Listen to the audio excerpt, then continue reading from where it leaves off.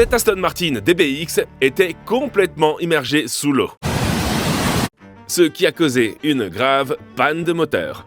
Oh c'est pas bon. Et je ne m'étais pas rendu compte que les dégâts étaient aussi importants quand j'ai acheté cette voiture aux enchères. Oui, la DBX était répertoriée comme une voiture endommagée par une inondation et ça m'a montré que la voiture ne roulait pas. Mais j'ai quand même pris le risque et je l'ai achetée pour mon père car c'est la voiture de ses rêves. J'arrive pas à croire que tu l'aies achetée. Mais l'eau aspirée par le moteur n'a pas seulement endommagé la bielle, elle a aussi rouillé le bloc cylindre. Regardez ça. Et on a découvert plus tard qu'Aston Martin ne vendait pas le bloc cylindre séparément. Donc ils vendent les pièces internes, mais ils ne vendent pas le bloc. Oui, exact. Ils ne nous vendront que le moteur complet, qui coûte 64 000 livres sterling. On a décidé de passer au plan B et d'acheter un moteur GLC 63 d'occasion, qui, selon nous, serait le même. Mais quand on a commencé à démonter ce moteur, on s'est rendu compte qu'il était complètement différent. Ça se passe pas bien. On a vu que la plupart des pièces étaient différentes, sauf le bloc cylindre. Mais on pourrait peut-être faire un bon moteur à partir de 2 mauvais. Pour que mon père puisse enfin profiter pleinement de la voiture de ses rêves. Ici, nous avons un bloc cylindre qui provient d'une Mercedes GLC 63. Donc, on espérait pouvoir utiliser tout le moteur de la Mercedes-Benz GLC 63 jusqu'à ce qu'on se rende compte que tout ça était différent pour le moteur qui sortait de la DBX. Et la seule chose qui est vraiment pareille, on espère, c'est le bloc cylindre. Et notre bloc cylindre, qui vient de la DBX, n'est plus bon. Donc on va utiliser celui-ci, mais on va prendre toutes les pièces du DBX pour reconstruire celui-ci. Et en ce moment, on ne sait pas encore si ça va marcher ou pas. Mais la seule façon de le savoir, c'est de le faire. Donc la première chose à faire, c'est de nettoyer ce bloc cylindre, puis on pourra commencer à démonter les pistons et tout le reste du DBX pour les mettre dans le moteur GLE. Ou C, je crois. Ok, nettoyons ce bloc cylindre. Si on ne peut pas en acheter un tout neuf, on peut au moins donner un coup de neuf à notre bloc d'occasion. Et on va utiliser autant que possible le moteur DBX, car il n'a parcouru qu'environ 3200 km. Maintenant que le bloc est propre, on est prêt pour la première étape, qui consiste à mettre les coussinets de paliers principaux. Mais ce n'est pas aussi simple que ça. Bon, à l'intérieur de ce bloc, il y a les anciens roulements. Ce sont tous des roulements sur lesquels tourne le vilebrequin. Quand vous appelez pour commander ces roulements, il vous demande quelle est la marque sur le bloc cylindre. Et cette marque ici a un 2, un 2, un 2, un 2 et un 2. Tous des 2. Et les 2 correspondent à la couleur jaune dans le manuel d'atelier. Ce qui veut dire que vous avez besoin d'un roulement jaune. Les roulements jaunes ont une taille différente de celle des roulements rouges. Et ça, c'est pour les jeux. Donc, ça pourrait être un tout petit peu plus épais ou un tout petit peu plus petit. Et plus il est épais, plus ça va réduire le jeu sur le vilebrequin. Et plus il est fin, plus ça va l'augmenter. Et c'est vraiment important pour ces coussinets de paliers principaux. Parce que le vilebrequin tourne super vite. Il y a donc beaucoup de chaleur qui passe à travers. Donc c'est super important qu'on fasse ça bien. On essaie de commander de nouveaux roulements. Aston Martin ne vend pas beaucoup de pièces internes de la voiture, comme les roulements. Donc, on est un peu dans le flou. Et on va retirer les roulements de l'ancien moteur, qui, heureusement, sont tous jaunes aussi. Et on va les mettre dans le bloc d'occasion qu'on est en train de monter. Donc ce roulement est le roulement avant. Regardez, vous pouvez voir qu'il est marqué en jaune. Il y a une marque jaune dessus. Il faut le mettre directement là-dedans. On le met là. Un de moins. Un de fait. Plus que 4 à faire. On va les glisser tous à leur place. Après, on pourra passer à l'étape suivante, qui consiste à installer ce genre de gicleur d'huile. Je ne suis pas sûr du nom exact. Il se visse entre les cylindres. Et l'huile coule dans les tuyaux et est pulvérisée à l'arrière du piston pour le lubrifier quand il monte et descend dans le cylindre. Maintenant qu'ils sont bien fixés, on peut passer au vilebrequin. L'une des pièces les plus importantes d'un moteur. Mais pendant que mon père le nettoyait, on a remarqué quelque chose qui n'était peut-être pas bon signe. Bon. Voilà le vilebrequin de la DBX. On doit utiliser ce vilebrequin parce que tous les pistons et tout le reste sont différents sur la DBX par rapport à la GLC, donc on utilise tout ce qu'on avait avant.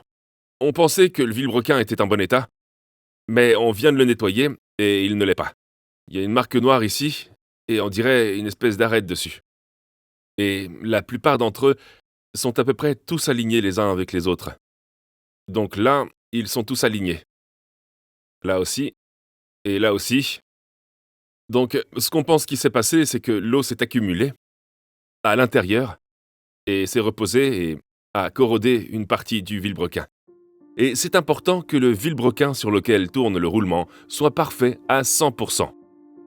Parce que la différence entre les roulements qu'on vient de mettre est de l'ordre du millième de millimètre. Bon, on peut trouver un nouveau vilebrequin. Ça coûte 3500 livres, mais ça ne me dit rien. C'est la moitié du prix que j'ai payé pour le moteur. Donc je pense que ce qu'on va faire, c'est envoyer ce vilebrequin pour le faire rectifier. C'est ce qu'ils font, c'est comme ça qu'on dit? Je crois que ça s'appelle un spray métallique ou un truc du genre. Ouais, je pense qu'ils en enlèvent un peu, puis ils le reconstruisent avec un spray métallique ou un truc du genre. Je sais pas trop. Je sais pas. Peut-être qu'il y a une autre façon de faire de nos jours. Le problème, c'est que s'ils doivent réparer les dégâts sur ce vilebrequin, on va perdre du métal.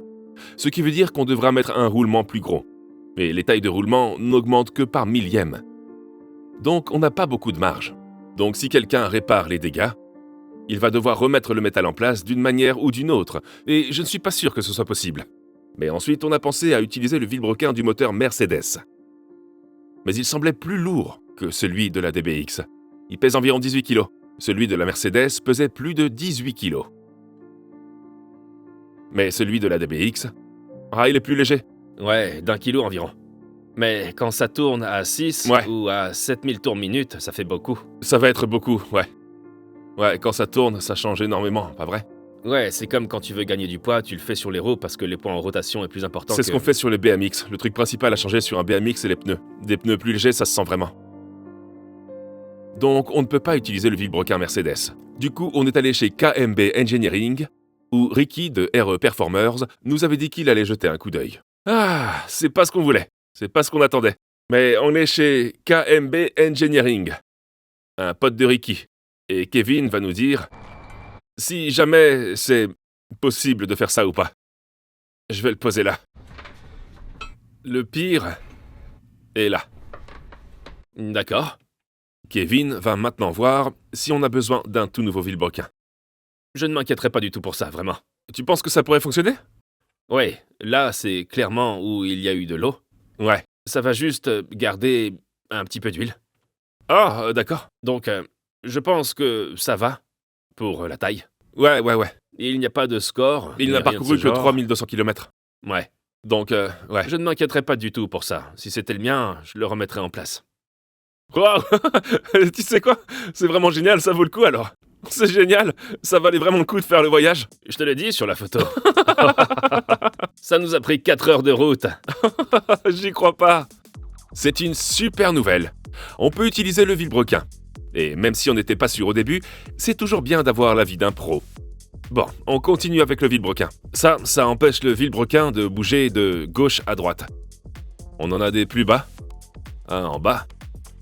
On appelle ça des rondelles de butée. Elles empêchent le vilebrequin de bouger d'avant en arrière, pas de gauche à droite. C'était juste la façon dont je me tenais au-dessus du moteur. On aurait dit de gauche à droite. Maintenant, on peut mettre un peu d'huile sur les roulements qu'on a mis pour que le vilebrequin puisse être posé dessus. Et voilà, c'est parti. Ouais. La prochaine étape, c'est les chapeaux de palier, les chapeaux de vilebrequin, qui sont ceux-là. Ils ont des roulements là-haut. Mais pour trouver la bonne taille de roulement qui va sur le dessus, W, G, R, R, R.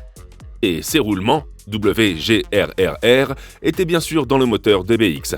Et comme il a très peu roulé, on va juste retirer les roulements et les mettre au chapeau de roulement du bloc Mercedes. Ce que mon père est en train de faire. Une fois qu'ils sont en place, je pourrai leur glisser les chapeaux de palier sur le vilebrequin. Ils ne s'enclenchent que d'une certaine manière. Vous pouvez voir ici que celui est marqué comme 1, le suivant est 2, 3, 4 et ainsi de suite. De nouveaux boulons. Ces boulons sont des boulons extensibles, donc une fois que vous les avez serrés selon les spécifications, ils étirent le filetage. C'est là que ça devient ridicule. Tout ça doit être serré d'une certaine manière, selon certaines spécifications. 35 Nm pour celui du milieu, puis 90 degrés, 25 Nm pour celui de l'extérieur, puis 90 degrés. Je suis fier de lui, il a utilisé une clé dynamométrique. De quoi tu parles? On en utilise toujours. C'est un boulot où on ne peut pas vraiment se passer d'une clé dynamométrique. Comme les jeux des roulements sont super serrés, on doit s'assurer que tous les boulons sont serrés selon les spécifications.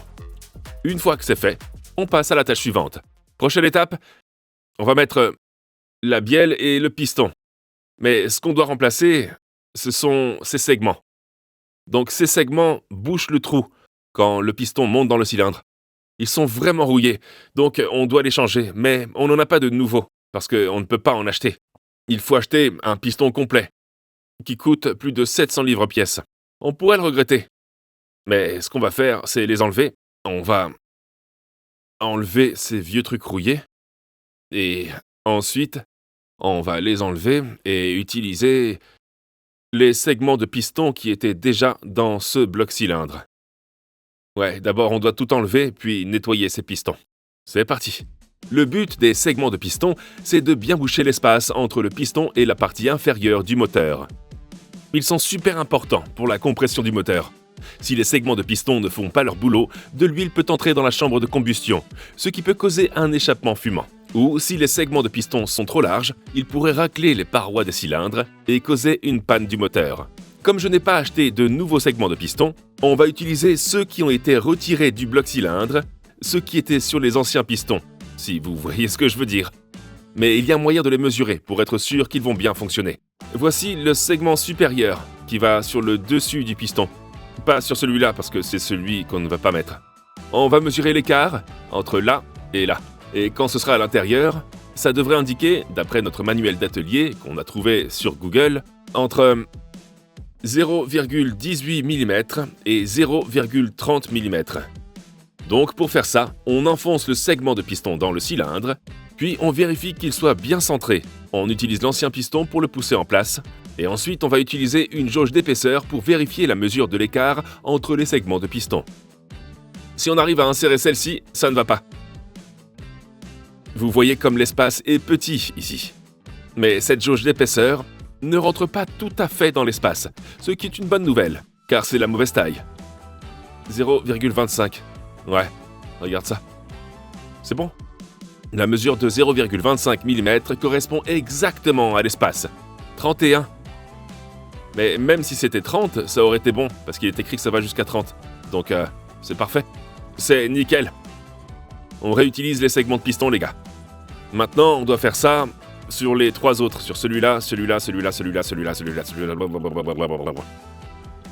C'est un long processus. Il y a 3 segments de piston par cylindre, et on doit tous les vérifier. Ça prend beaucoup de temps, mais si on se trompe, le moteur pourrait beaucoup fumer. Donc ça vaut le coup de prendre le temps de le faire. Une fois qu'on est content des segments, on peut les mettre sur les pistons. Ensuite, on va aussi mesurer le flottement du segment de piston dans son logement, qui a aussi une spécification. 1,5, donc c'est dans les spécifications. Ouais, c'est dans les normes. C'est bon, non? Parce qu'on peut avoir au max 0,2 et on est à 0,15. Passons au suivant. On dirait que les vieux pistons devraient faire l'affaire. Ils sont tous conformes aux spécifications. Je suis en train de transférer tous les anciens segments de pistons des anciens pistons qui étaient dans le bloc Mercedes vers les pistons qui étaient dans le bloc des BX. Les pistons sont en train d'être installés. Et la flèche sur le piston est orientée vers l'avant. Ça doit vouloir dire quelque chose, ça doit avoir un rapport avec ces découpes, ou avec le fait que l'axe du piston pourrait être décalé. Et en plus de ça, en bas, il y a une flèche qui pointe vers l'avant ici. Mais c'est juste parce que je pense qu'il y a des petites découpes là, où l'autre bielle de l'autre côté va s'appuyer, alors que de ce côté-là, pour une raison quelconque, ce n'est pas le cas. Mais on verra ça au fur et à mesure. Mais on sait que c'est comme ça que ça se passe, donc c'est comme ça que ça va se passer. Pour mettre le piston dans le cylindre, on doit utiliser cet outil pour serrer tous les segments sur le piston. Puis on peut le glisser dans le bloc. Et on le frappe en faisant gaffe à ne pas casser les segments de piston. Une fois que c'est en place, on le fait tourner et on met le bouchon de l'autre côté. On a déjà mis les roulements, ce sont les roulements d'origine. Ceux du moteur endommagés par l'eau, parce qu'ils sont pratiquement neufs. On va faire tourner le moteur, glisser la bielle sur le vilebrequin, Et ensuite, on peut remettre le chapeau de palier depuis le bas de la bielle pour le fixer sur le vilebrequin. On sait que ces roulements sont en bon état, car ceux qui se trouvent au bas de ces bielles et qui sont en contact avec le vilebrequin sont les mêmes que ceux qui sortent du moteur DBX. Et comme je l'ai déjà dit, il n'y a que quelques milliers de kilomètres au compteur, et voilà 7 d'entre eux qui sont en place. Dernier piston à mettre en place. Le piston est bon, on espère. La bielle n'est pas en bon état, elle est tordue, mais ce n'est pas grave, j'en ai acheté une nouvelle. De chez Aston Martin alias Mercedes-Benz, il suffit de coller un autocollant Aston Martin dessus. Bon, on en a une. Maintenant, je dois transférer ça là-bas, et puis je pourrai l'insérer. Allons-y.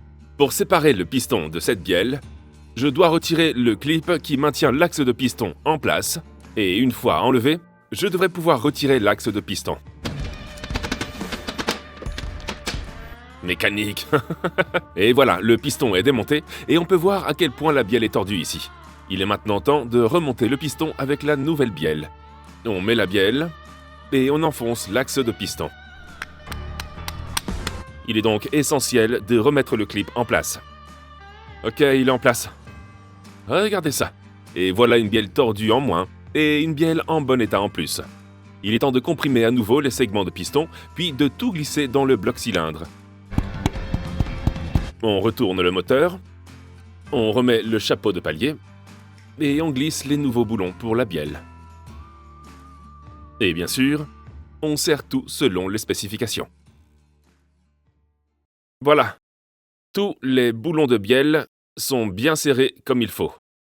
Je pense que la prochaine étape, avant de monter quoi que ce soit sur le dessus, c'est de commencer à installer les chaînes de distribution. Quand j'ai retiré les chaînes de distribution de l'ancien moteur, je me souviens qu'il y en avait 3. 2 étaient de la même longueur. Une était un tout petit peu plus courte et l'autre était beaucoup plus courte. La plus courte, qui n'est pas sur ce schéma, mais on va y venir, celle-là est en fait pour la pompe à huile, qui va juste sur ce petit engrenage-là, directement jusqu'à la pompe à huile qui est en bas du moteur. Et puis celle-ci, plus courte, comme vous pouvez le voir, va remonter et contourner ces 2 arbres, ou engrenages équilibrés.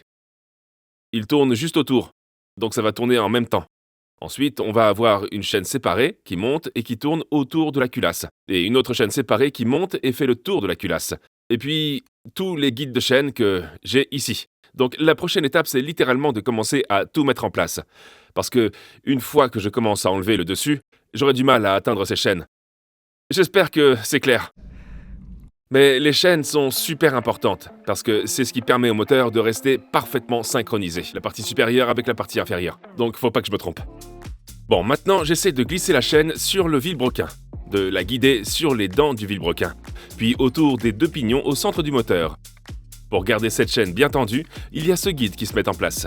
Ensuite, vous avez un tendeur de chaîne qui appuie sur l'arrière. Plus la pression d'huile augmente, plus la chaîne se tend. Pour maintenir le guide en place, il y a une sorte de goupille coulissante que je dois enfoncer. J'utilise un boulon pour le visser, je l'enfonce et puis je dévisse le boulon. Maintenant, c'est au tour du tendeur de chaîne. Ça se visse dans cette partie du bloc cylindre. Ensuite, je dois le serrer au couple spécifié. Et juste pour m'assurer que tout tourne toujours avec cette chaîne, j'ai fait tourner le moteur et ça marche toujours. Maintenant, passons à la chaîne de la pompe à huile. Elle passe autour du vilebrequin, puis autour de cette pompe à huile en bas. Le manuel disait de la remplir d'huile avant. Alors j'ai pris de l'huile Valvoline et je l'ai remplie. Ensuite, la chaîne doit passer autour du vilebrequin et du pignon de la pompe à huile. Pas besoin de réglage. Ça s'enclenche et tourne avec le moteur. Ah, il tourne. Ouais, c'est vrai. Wow! Papa. Une fois que je suis satisfait du bas du moteur, je peux mettre du mastic autour, le poser sur le fond du carter, mettre tous les boulons, puis ajouter un nouveau filtre à huile. Un nouveau joint va ici. Et encore une fois, je le remplis un peu d'huile avant de mettre le nouveau filtre à huile. Et je le serre au couple prescrit, juste pour être sûr. Et tant que j'y suis, j'ai ajouté un support moteur et quelques tuyaux. Voici la partie inférieure du moteur, qui est en quelque sorte assemblée. La partie interne est montée, mais pour l'extérieur, je n'en ai aucune idée pour l'instant. Mais je pense que je peux retourner ça et commencer à m'occuper des culasses et tout le reste. Il manque quelques trucs comme les joints de vilebrequin et tout ça qu'on attend. Mais je suppose que je peux commencer maintenant à monter les culasses du moteur de la DBX sur le bloc moteur de la GLC. Et ce sera notre moment de vérité. Je vais le retourner. C'est là que le côté DBX du moteur rencontre le côté Mercedes du moteur. On glisse maintenant le joint de culasse. Le joint de culasse est en place. Et voilà la culasse de la DBX. Je peux la glisser sur le bloc Mercedes. Les boulons de culasse, on n'est pas censé les réutiliser, donc on en a de nouveaux qui vont fixer la culasse au bloc. Encore une fois, ce sont des boulons extensibles, donc une fois qu'ils sont serrés, on doit les remplacer. Ok, on va serrer les boulons de culasse. Bon, le couple de serrage pour les boulons de culasse est de 40 Nm, 90 degrés, 90 degrés, puis 90 degrés. Ils sont toujours imprévisibles, donc 40 Nm pour tous, puis 90 degrés, puis encore 90 degrés, puis encore 90 degrés. On va se balancer là-dessus. Je ne sais pas trop comment ils calculent les spécifications de couple, mais je ne vais pas leur poser de questions. Si c'est écrit sur le manuel, je vais le faire. Si je me trompe sur cette partie, je vais devoir tout démonter pour tout refaire. Tous les boulons sont serrés au couple. Il y a encore quelques boulons à serrer ici. Je le ferai après. Mais ça a l'air bien pour une culasse. Je dois maintenant faire exactement la même chose de l'autre côté. Ok, allons-y. Comme c'est un moteur V8, il y a 4 cylindres de chaque côté. Donc tout ce que je fais d'un côté du moteur, je le fais de l'autre côté. Et c'est exactement ce que j'ai fait ici. Les culasses sont en place, ce qui est une super nouvelle. Prochaine étape, il faut régler le calage. Ce qui veut dire qu'on a besoin de la partie inférieure du moteur avec le vilebrequin. Et tous les pistons alignés avec la partie supérieure du moteur. Maintenant, on va faire ça en 2 parties. Le côté droit du moteur et le côté gauche du moteur. La chaîne que j'ai mise en bas du vilebrequin va maintenant se connecter aux 2 arbres à cam, qui sont juste ici. Donc, si c'est un tout petit peu trop de ce côté-là, ou un petit peu trop de ce côté-là, même d'un tout petit peu, l'une des soupapes va descendre et heurter les pistons ou le moteur ne va pas bien tourner. Pour le régler, on a besoin de ça, l'extracteur. On n'a pas encore le joint de vilebrequin qui va dans ce trou, mais on peut le faire sans. Ça s'installe ici. Ça ne peut s'insérer que d'une seule façon, parce qu'il y a un trou ici et un trou là. Donc ça ne peut se passer que d'une seule manière. Pour le régler, il y a des repères sur l'extracteur. Et une ligne juste là. Et cette ligne doit être sur 40. Je ne sais pas ce que ça veut dire, mais c'est écrit dans le manuel. En tournant la manivelle dans cette position, tous les boulons seront au bon endroit pour qu'on puisse régler la partie supérieure du moteur. Pour le bloquer, on a cette goupille de synchronisation qui se glisse dans le trou de l'extracteur. Ça se bloque là, dans un trou de synchronisation à l'arrière. J'ai dû acheter ce kit spécial. J'ai dû l'acheter et vous allez voir dans une minute à quoi sert tout ça. Pour l'instant, c'est verrouillé. Et oh oui, regardez, cette ligne-là est à 40. Donc tout va bien. 40. Super. Une fois qu'on est satisfait, je peux mettre les arbres à cam côté admission et côté échappement. Pour essayer d'expliquer ça plus simplement, quand le vilebrequin tourne, il va faire tourner la chaîne, qui est également reliée aux arbres à cam situés en haut du moteur. Et ils tourneront tous en même temps. Quand les arbres à cam tournent, ils ouvrent et ferment les soupapes d'admission et d'échappement. Mais c'est important qu'elles le fassent au bon moment. Si elles s'ouvrent trop tôt, elles risquent de heurter le piston. Et si elles s'ouvrent trop tard, il se peut qu'il n'y ait même pas d'allumage. Maintenant, j'enlève les variateurs de cam, qui sont en gros les roues dentées au bout des arbres à cam qui les font tourner. Je dois les enlever pour pouvoir passer la chaîne autour des 2 arbres à cam. Maintenant, je peux les remettre en place, mais je ne vais pas les serrer. Vous pouvez voir ici que je glisse sur l'arbre à cam et que la chaîne passe autour des 2. Encore une fois, la chaîne a besoin d'un tendeur sur le côté, et c'est un autre tendeur hydraulique comme celui qui se trouve en bas du moteur. Je dois visser ça dans la culasse et le serrer au couple spécifié. Vous pouvez voir ici que les arbres à cam bougent toujours individuellement, sans que les pignons à leur extrémité ne bougent. C'est parce que je ne les ai pas encore serrés. Et on ne peut pas le faire tant qu'on n'a pas réglé le moteur, ce qui nous a posé quelques problèmes. Salut, ça va ? Ouais, ça va, et toi ? Ouais, ça va, ça va. D'accord, malheureusement, ce ne sont pas de bonnes nouvelles, mon pote.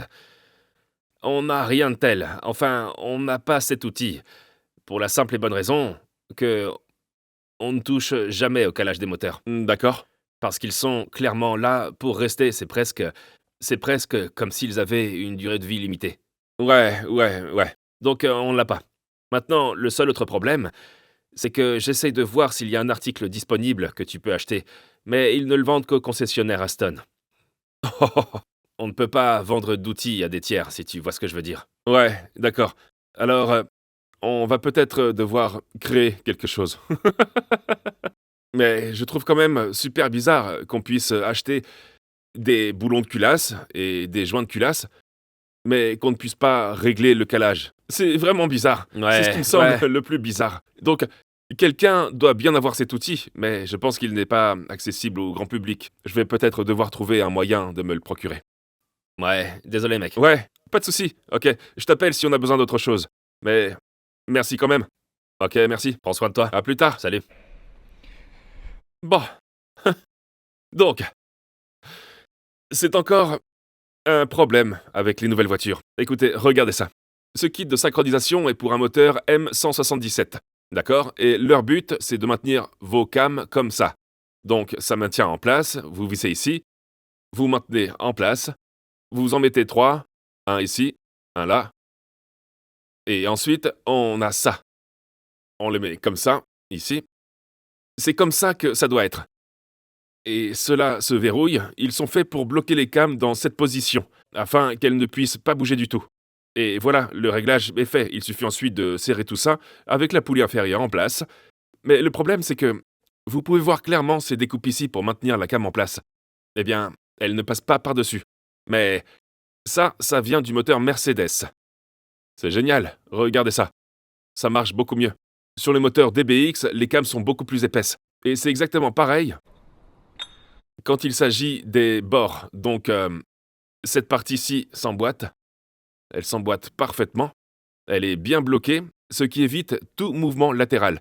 Sur celui-ci, vous pouvez le poser. Et vous avez beaucoup de mouvements. Donc, la cam peut se déplacer de gauche à droite. Elle peut aller n'importe où, donc elle n'est pas exactement dans la bonne position. Donc, on va soit devoir en faire un, ce qui est vraiment risqué au niveau du timing, parce qu'on ne sait pas si ça va marcher, il faut que ce soit parfait. Ou sinon, on va devoir trouver quelqu'un qui a le bon matos pour le faire.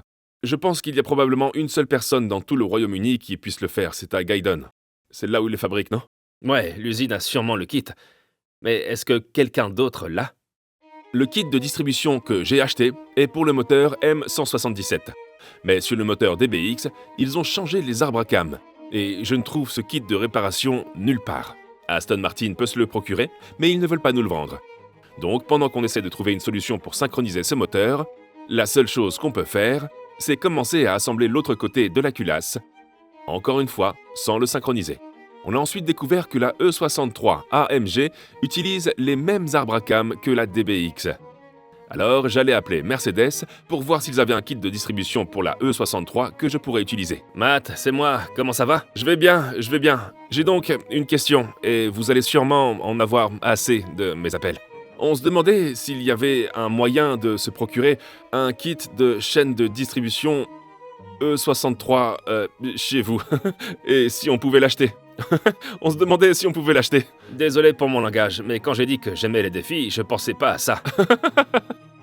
En attendant que Mercedes nous réponde, on peut commencer à ajouter d'autres pièces du moteur, comme le collecteur d'admission qu'on a cassé dans la dernière vidéo. On a plusieurs options. Une façon de le savoir, c'est de mesurer les méplats sur l'arbre à cam. Les deux options sont 30 mm ou bien 35 mm. Ok, c'est 30. Essaye ces deux options-là. 30 mm, c'est ma mesure. 30 mm, on va prendre ça alors? Ouais. Parfait, j'apprécie vraiment.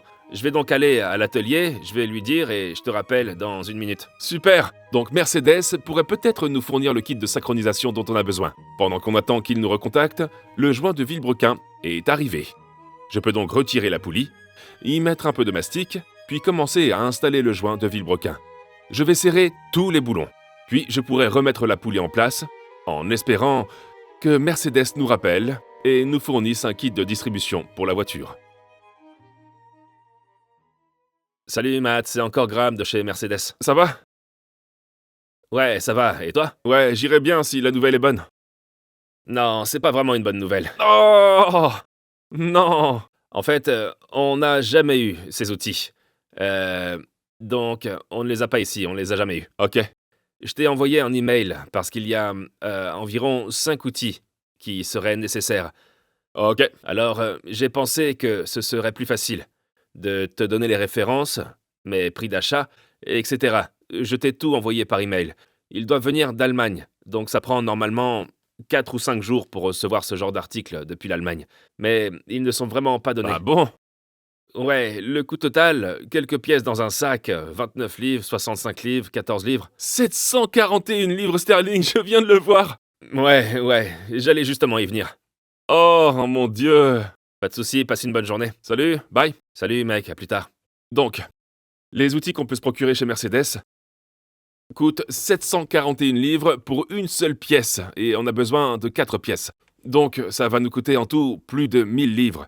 C'est ça le problème, c'est ce trou, regarde. Mais le truc, c'est que si on n'y arrive pas, je sais pas. Ah, je sais pas quoi faire.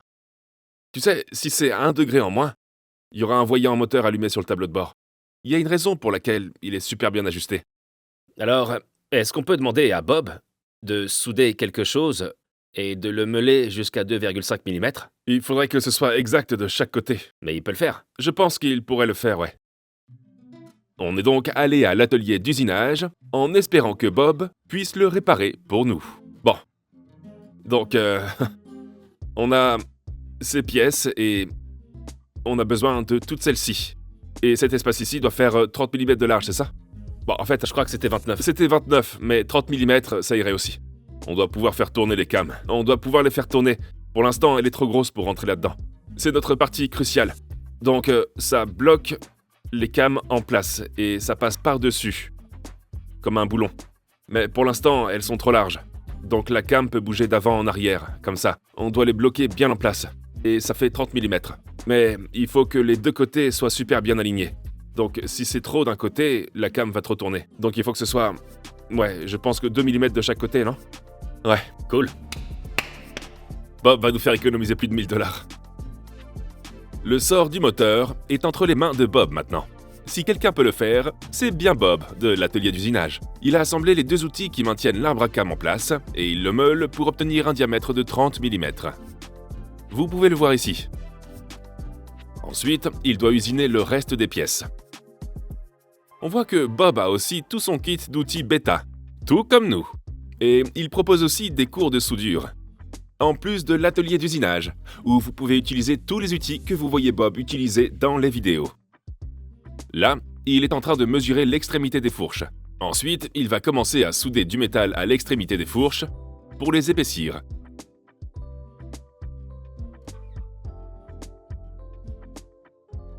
Une fois qu'il est satisfait du résultat, il peut remettre la pièce dans la machine et la meuler pour s'assurer que les fourches sont plus larges de 2,5 mm de chaque côté.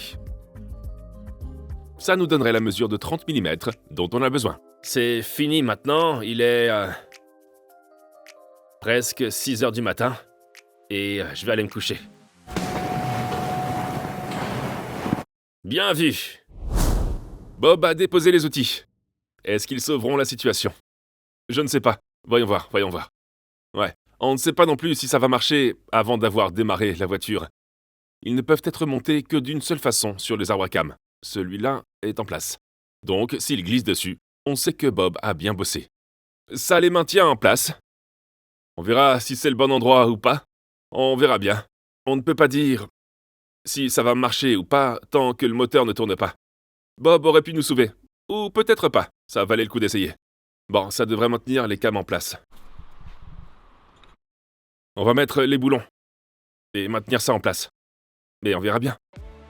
Je pense qu'il a sauvé la situation ici. Mais c'est difficile à dire avec tout ce qui touche au moteur, parce qu'on ne sait jamais si tout fonctionne tant qu'il n'est pas installé dans la voiture et qu'on n'a pas essayé de le démarrer. Mais pour l'instant, tout va bien avec les nouveaux outils. C'est réglé. Le fond est bien en place et le haut est aussi bien en place. Pour l'instant, si jamais on débranchait ça, on devrait encore pouvoir faire tourner le moteur, et ceci tournerait, mais il ne ferait pas tourner les cams tant qu'on ne les aurait pas serrés. Ensuite, il se verrouillerait sur les cams, et tout tournerait. Il y a encore une chose à faire. Il faut ajouter cet outil en haut de la chaîne. Ça va donner un peu plus de tension à la chaîne, pour imiter ce qui se passe quand le cache-culbuteur est posé sur la culasse. Et maintenant, avec tout ce kit de distribution bien en place sur la culasse droite, on peut faire exactement la même chose sur la culasse gauche.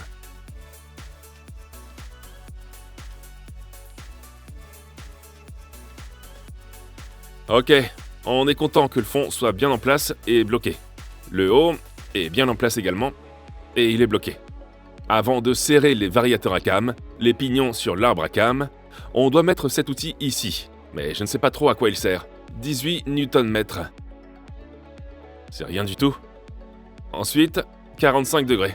Et maintenant, je peux serrer les variateurs de cam sur l'arbre à cam.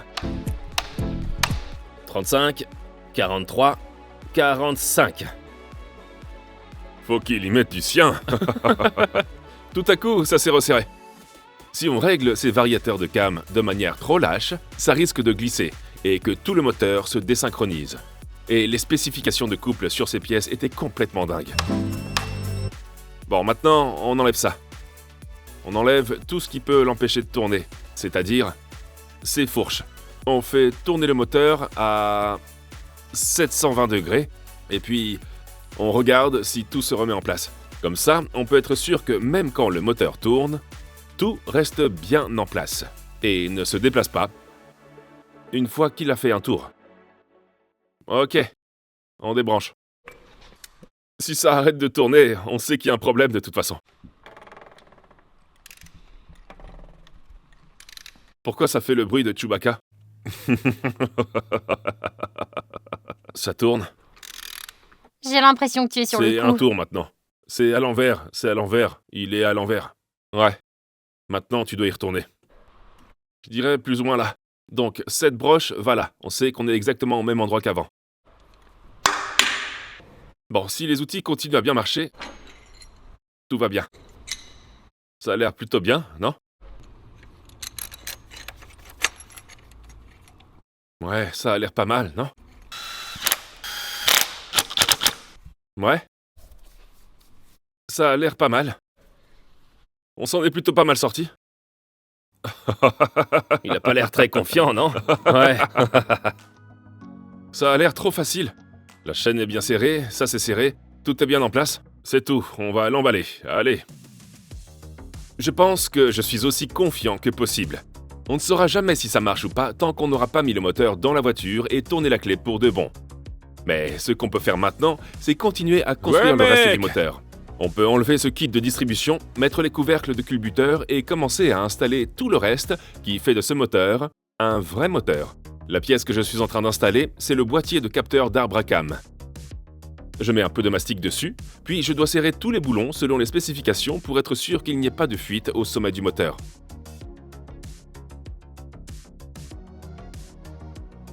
Tu penses que t'as bien bossé? Oui, j'ai bien bossé. De mon côté, ouais. Ça devrait démarrer maintenant. Et rien ne devrait faire ce bruit de Chewbacca. Ouais, c'est vrai. Le son est bon. Et tout semblait bien. Ouais. Ouais, je sais pas si on peut déjà se réjouir ou pas. La bonne nouvelle, c'est que ce moteur était complet et tournait. Ce qui est déjà un progrès en soi. Maintenant, on doit s'assurer de tout monter correctement. On a des turbos, des courroies auxiliaires, des alternateurs, des pompes à eau, du câblage. On met tout ça sur le moteur et on pourra enfin commencer à soulever le sous-châssis et l'installer pour la première fois. Ah, c'est parti. C'est probablement la partie qui a pris le plus de temps. Se rappeler où tout allait. Heureusement, on a filmé et pris plein de photos du processus quand on a démonté ce truc. Mais ça a quand même été super compliqué. Je suis en train de mettre de nouvelles bougies d'allumage parce que les anciennes étaient complètement trempées et super rouillées. Elles vont se mettre en place et on va les serrer. Ensuite, on va mettre ce faisceau de câbles pour le moteur. Si on oublie une de ces fiches, ça pourrait empêcher le moteur de tourner. Et comme ces bougies sont super dures à atteindre, ça va être vraiment compliqué de réparer les erreurs qu'on fait maintenant une fois que le moteur sera dans la voiture.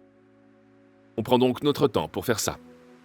Une fois qu'on est satisfait, on installe les refroidisseurs de charge à l'avant du moteur, puis tout le reste par-dessus. quel moteur en désordre! Mais c'est comme ça que la plupart des nouveaux moteurs sont aujourd'hui. Il y a un trou pour l'arbre de transmission qui traverse le carter d'huile. Et comme cette voiture a 4 roues motrices, elle a un différentiel avant qui est en fait fixé sur le côté du moteur, que je suis en train de boulonner.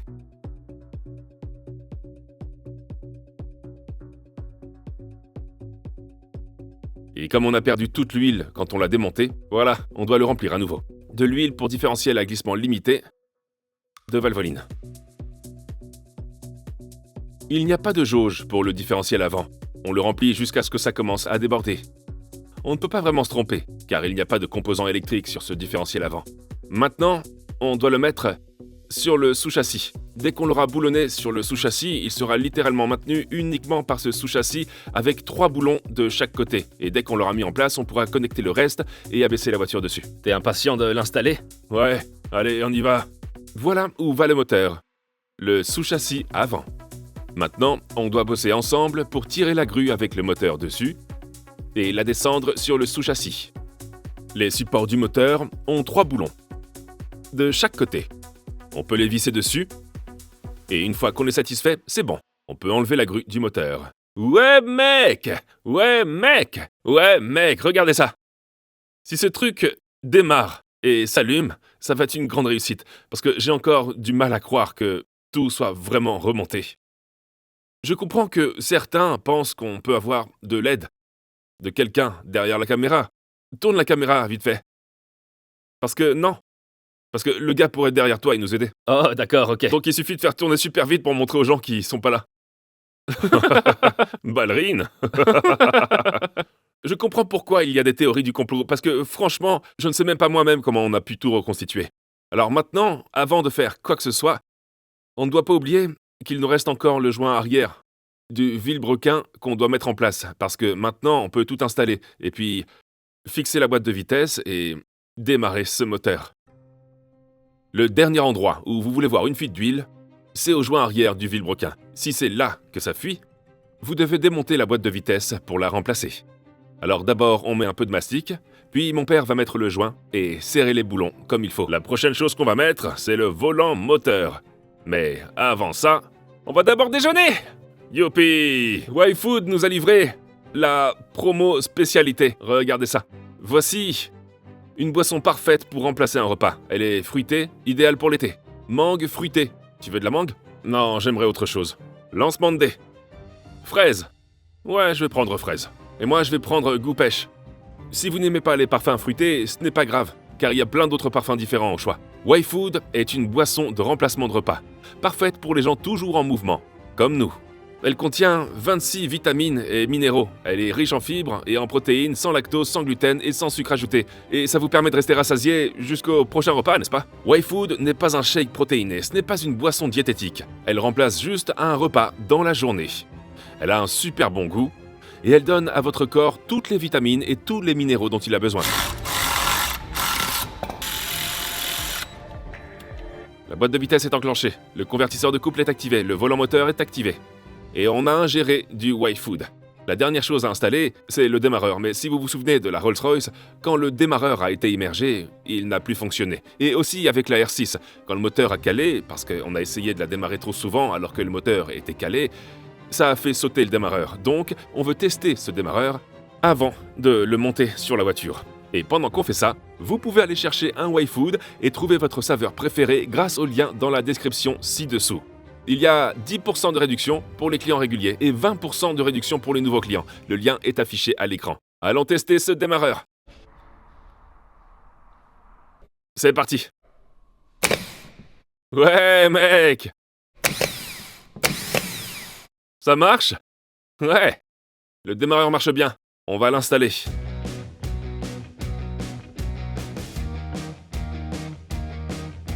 Le plus dingue dans la construction de ce moteur, c'est que ni le concessionnaire Aston ni le concessionnaire Mercedes n'avaient les outils pour le régler. Alors, combien de personnes ont déjà reconstruit un moteur DBX? Je pense qu'on ne le saura jamais. Et on ne saura pas si on a réussi tant qu'on n'aura pas tourné la clé. On est en train d'installer les derniers éléments, les tuyaux d'échappement et quelques protections thermiques. Et c'est prêt à être installé. Elle est prête. On baisse la voiture, on visse les boulons et on allume le moteur. C'est parti. Si seulement c'était aussi simple que ça. Maintenant on descend la voiture. On doit faire gaffe à ne pas abîmer le moteur ou la voiture. Et une fois qu'il sera suffisamment bas, on devrait pouvoir mettre tous les boulons du sous-châssis pour tout maintenir sur la DBX.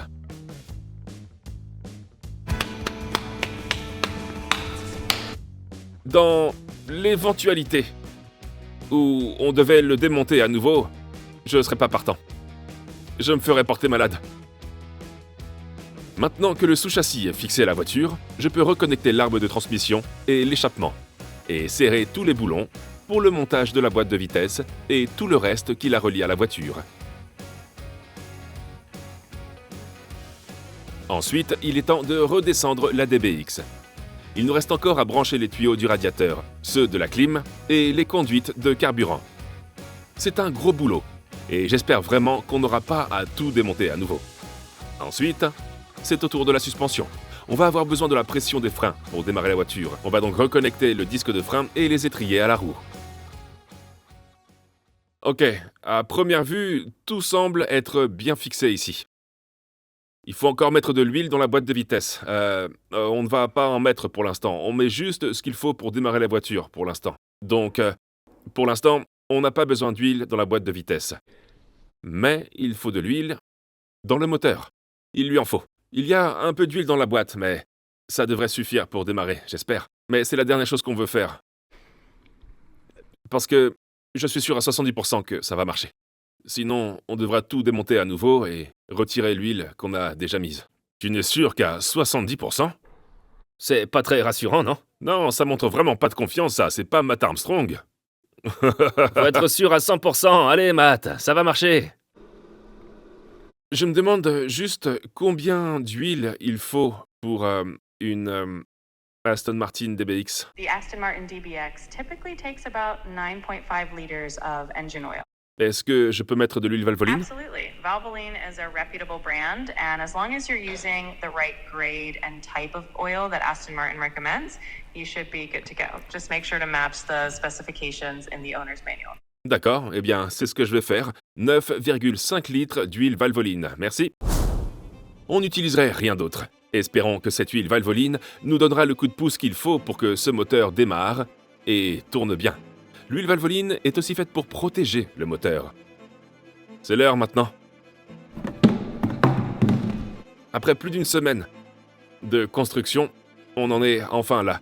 Et si ça ne marche pas, alors là, vraiment, je vais être super déçu.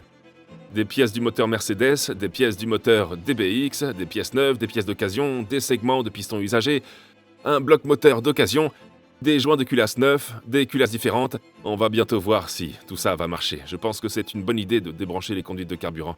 Oh! C'est déjà débranché. On va faire tourner le moteur sans essence, pour qu'il démarre et que la pression d'huile monte avant de partir. Et mon père va mettre ce carburant dans un bidon Valvoline, pendant que le moteur monte en pression d'huile. La sécurité est importante. Ok, je vais juste le monter, d'accord? Je vais juste le monter. T'es impatient d'entendre ta voiture démarrer pour la première fois? Ouais. Je le suis. Bon, on va y aller maintenant. Mon père va récupérer le carburant. Ça devrait ne pas démarrer, parce qu'il n'y a pas de carburant, mais ça va faire monter la pression d'huile. Donc, tout sera lubrifié, et il y aura de l'huile quand on le démarrera vraiment. Espérons que ça marche vraiment. Prêt?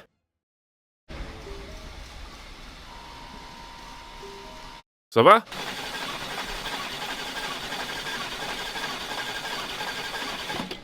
Ça me va. Ça va super bien. Ça va l'air pas mal, non? Ouais, ça sonne super Je bien. vais rebrancher la conduite de carburant maintenant. Ok, je te laisse la démarrer alors. Parce que c'est pas la mienne. Maintenant, mon père va rebrancher la conduite d'alimentation en carburant, et la prochaine fois qu'on tournera la clé, ça devrait marcher. C'était pas si mal, non? Ouais, ça sonnait vraiment bien. Ouais, et en fait... j'ai jamais fait ça avant. Ah bon? J'ai jamais fait ça avant, donc... Prends ça. Ok, on y est. Kit de synchronisation fabriqué par Bob à l'atelier d'usinage. Bloc Mercedes acheté sur eBay. Pièces achetées chez Aston Martin et un moteur un peu bizarre assemblé à partir d'un manuel trouvé quelque part sur Internet. S'il vous plaît, faites que ça marche parce que ça a pris tellement de temps. Allez, DBX, c'est parti. Bon, nous y voilà. Je veux sortir du garage. T'es prêt? Ouais. La voiture de rêve de mon père va démarrer pour la première fois. Allez.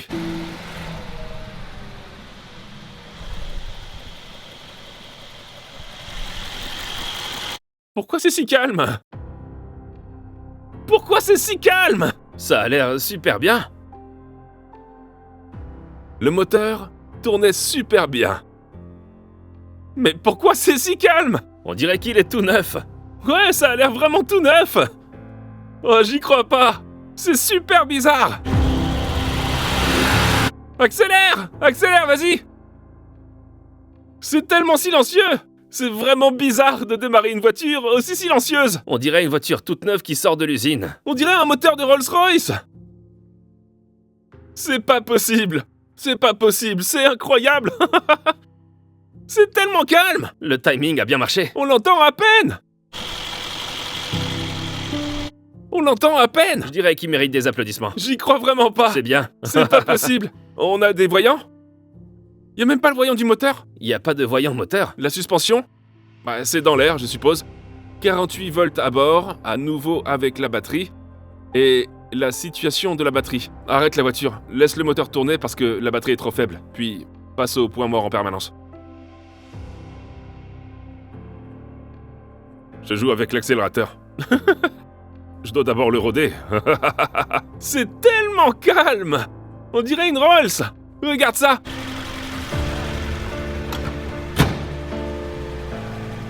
Je peux littéralement chuchoter à la caméra. Le moteur qu'on vient de reconstruire, il est super silencieux. J'y crois pas. C'est vraiment magnifique.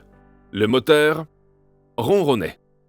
Mon père est sur le point de conduire la voiture de ses rêves.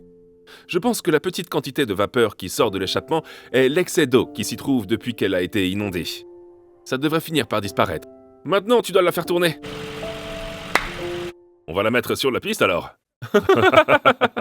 Merci beaucoup d'avoir regardé cette vidéo. Si vous l'avez aimé, n'hésitez pas à vous abonner à la chaîne et donnez-moi un like. On a réussi à créer un moteur qui marche. Merci beaucoup. On se voit à la prochaine vidéo. Peace out. Waouh, c'est un toit entièrement vitré. C'est dingue. En plus, les gens dans les hélicos peuvent te voir d'ici. Like a drug that I just can't deny.